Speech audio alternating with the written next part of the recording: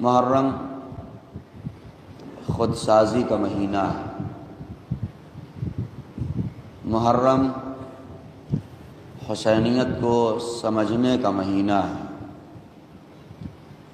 محرم اپنے اندر تبدیلی ایجاد کرنے کا مہینہ ہے۔ اس لیے کہ ہم میں ہر انسان اتنا تو جانتا ہے کہ محرم یعنی تبدیلی، لیکن ہم نے تبدیلی کو صرف ظاہری اعتبار سے سمجھا، اور اسی لیے ہم نے پردوں کی تبدیلی کی، ہم نے اپنے لباس کی تبدیلی کی، ہم نے گھر کو الگ اعتبار سے سجایا، ہم نے ان ساری چیزوں میں تبدیلی ایجاد کی۔ یہ بھی بہترین اشیاء ہیں، لیکن حقیقی تبدیلی یہ نہیں ہے کہ ایک حسینی کا لباس بدل جائے۔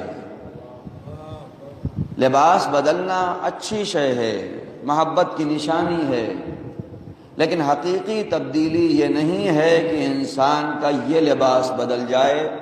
حقیقی تبدیلی یہ ہے کہ انسان کا اخلاق جو برا تھا اب حسینی اخلاق میں تبدیل ہو جائے۔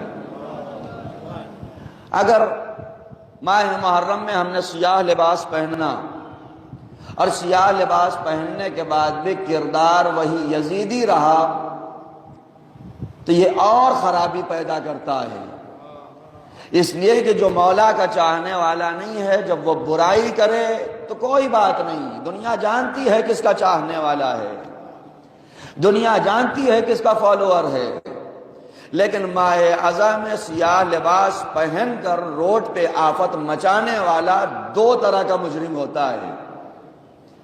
ایک تو یہ کہ یہ خرابی ایجاد کر رہا ہے، دوسرے یہ کہ خرابی کے ساتھ ساتھ معصومین کے لیے باعث شرم بن رہا ہے۔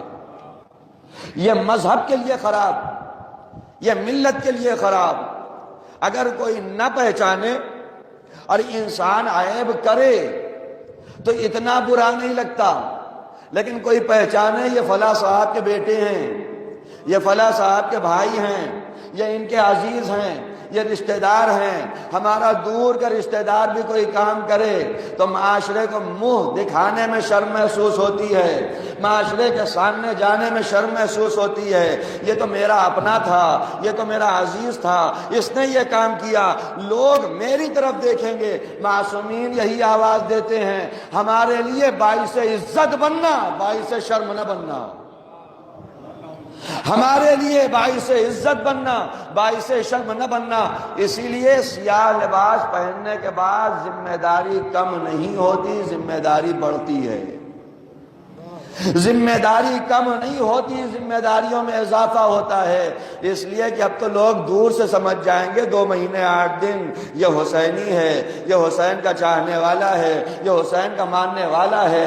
سیاہ لباس کے بعد اپنے کردار کو بدلیں، اپنے اخلاق کو بدلیں، تاکہ دنیا یہ کہے ہاں اس نے صرف ظاہری لباس کو تبدیل نہیں کیا ہے، اس نے اندر سے اپنے اندر تبدیلی ایجاد کی ہے، اس نے تبدیلی ایجاد کی ہے۔ اس لیے کہ جب تک وہ تبدیلی نہ آئے کوئی فائدہ نہیں۔ کل رات کی مجلس میں نے منجن پور میں کہا ہم صرف ظاہری تبدیلیوں میں رہ گئے، ہم صرف ظاہری بدلاؤ میں رہ گئے، ہم نے ظاہری چیزوں کو اختیار کیا، ہم نے موم بتی جلانا جانا۔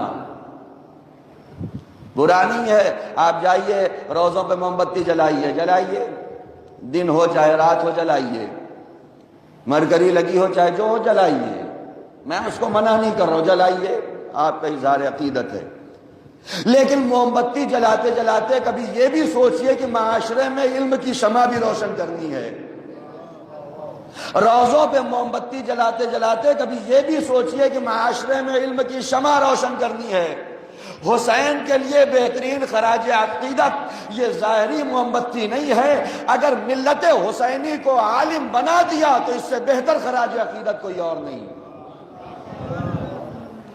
اگربتی جلائیے، آپ کا شوق ہے خوب جلائیں، پرفیوم کے زمانے میں بھی جلائیں، عطر کے زمانے میں بھی جلائیں، وہی اگربتی ہی رہے ہمارے دماغ میں، جلائیں جس کو جلانا ہے، لگائیے اگربتی۔ اگربتی ہوتی ہے خوشبو کے لیے، لیکن فضا میں خوشبو پیدا کرنے سے کہیں بہتر ہے کہ اپنے کردار سے مشام زمانہ کو معطر کر دو تاکہ دنیا سمجھے یہ حسینی ہے۔ اپنے کردار سے معطر کرو، دنیا پہچانے تو کہ یہ حسینی ہے، دنیا جانے تو یہ حسینی ہے۔ ہار چڑھاؤ، پھول چڑھاؤ، جا کے جتنا پھول چڑھانا ہے چڑھاؤ، لیکن پھول چڑھاتے چڑھاتے اتنا خیال ضرور رہے کہ اس بزم میں سب کو بلانا ہے، تبھی اس بزم کی زینت بڑھے گی۔ بزم سے بھگا دینا کمال نہیں ہے، بزم میں سب کو بلانا کمال ہے۔ بزم سے بھگا دینا کمال نہیں ہے، بزم میں سب کو بلانا کمال ہے۔ بزم سے بھگانے والے تو بہت تھے، لیکن وہب قلبی کو وہب کربلائی اگر کسی نے بنایا ہے تو یہ حسین ہے۔ بزم سے بھگانے والے تو بہت تھے، لیکن زہرقین جملی سے زہرقین حسینی بنایا ہے، یہ حسین کا کمال ہے۔ بھگا دینے والے تو بہت تھے، لیکن اگر واقعی حر کو کسی نے حر بنایا ہے تو یہ حسین کا کمال ہے۔